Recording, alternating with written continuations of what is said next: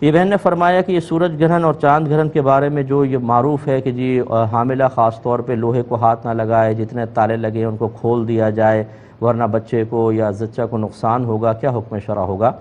دیکھیں بارہا آپ کو بتایا کہ اس سے کچھ بھی نہیں ہوتا، یہ لوگوں کی خرافاتیں ہیں۔ جب بھی کوئی ایسی چیز منقول ہوتی ہے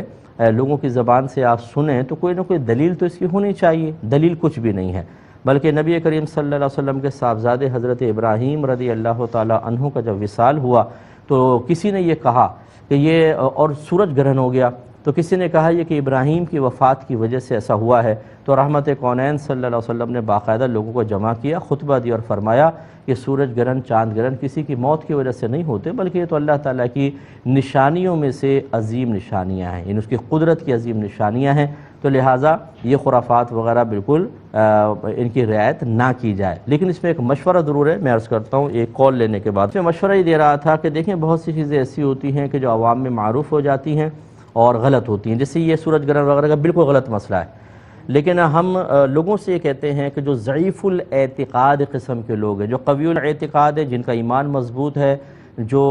اللہ تعالیٰ اس کے رسول پہ کامل بھروسہ رکھنے والے ہیں، وہ ان کی بالکل پرواہ نہ کریں۔ لیکن عوام الناس کا مسئلہ یہ ہوتا ہے جو کم علم میں جاہل ہیں اور ضعیف الاعتقادی زیادہ ان کے اوپر غالب ہوتی ہے، اگر وہ رعایت کرتے ہوئے نظر آئے نا ان چیزوں کی تو ان کو چھوڑ دیں، ان کے حال پر چھوڑ دیں۔ وجہ اس کی یہ ہے کہ اگر آپ کہیں کہ کوئی پرواہ نہ کرو، لوہے کو ہاتھ لگاؤ فلاں، اور انہوں نے ہاتھ لگایا اور فرض کر لیں کسی حاملے کے بچے کو کوئی نقصان ہو گیا،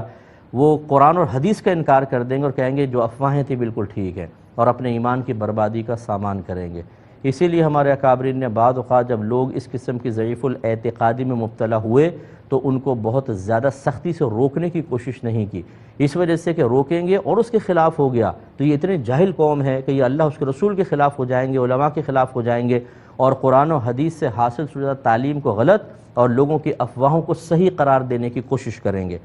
ہم جیسے لوگ، ہم جیسے سے مراد اگر وہ قوی الاعتقاد ہے، اللہ کرم ہے ہمارا اعتقاد بہت مضبوط ہے، فرض کر لیں ہم رعایت کریں اور بچہ عیب والا پیدا ہو جائے، ذرہ برابر بھی شبہ پیدا نہیں ہوگا، ہم کہیں گے یہ اللہ کی رضا سے ایسا ہوا ہے، نہ کہ لوہے کو ہاتھ لگانے سے۔ لیکن ہر ایک کا ظرف اتنا نہیں ہوتا، ہر ایک اتنا تربیت یافتہ نہیں ہوتا، ہر ایک کا ایمان اتنا مضبوط نہیں ہوتا، ہم پر اکثر خاندانی باتیں، لوگوں کی جو افواہیں اڑ رہی ہوتی ہیں، ان باتوں کے زیادہ اثرات ہوتے ہیں۔ اسی لیے آپ دیکھیں گے کہ قرآن و حدیث سنا لیں عذابات کے، لوگوں کے کانوں پہ جوں بھی نہیں رینگے گی، لیکن ایک پوسٹ آ جائے گی کہ اگر یہ آپ نے آگے فارورڈ نہیں کیا تو ان لکی ہو جاؤ گے، 10 کو فارورڈ کرو، تمہاری بیوی مر جائے گی، تمہارا کاروبار تباہ ہو جائے گا، 10 آدمیوں نے اس کو اگنور کیا تھا، آج ان کی حالت دیکھو، ہاسپٹل میں پڑے ہوئے ہیں، فوراً سے پیشتر آگے بھیجو تو تمہیں 10 دن میں خوشی بھی ملے گی، پھر دیکھیں ان کا دل ڈر جائے گا، ہاتھ کانپ جائیں گے، خوف زدہ ہو جائیں گے، فوراً بھیجیں گے۔ یہ ہے ضعیف الاعتقادی جو جہالت اور کم علمی اور علمی حلقے سے دور ہونے کی بنا پر ہم من حیث القوم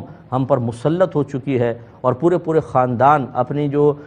رسومات ہیں، اپنے نظریات ہیں، اپنے فاسد خیالات ہیں، ان کو صحیح قرار دے رہے ہیں اور بچوں کے اندر انجیکٹ کر رہے ہیں اس کو، اور اگر کوئی اچھی بات بتاتا ہے، صحیح بات بتاتا ہے تو اس کو الٹا برا بھلا کہنا شروع کر دیتے ہیں بغیر کسی دلیل کے۔ اللہ تعالیٰ ان پر رحمت نازل فرمائے۔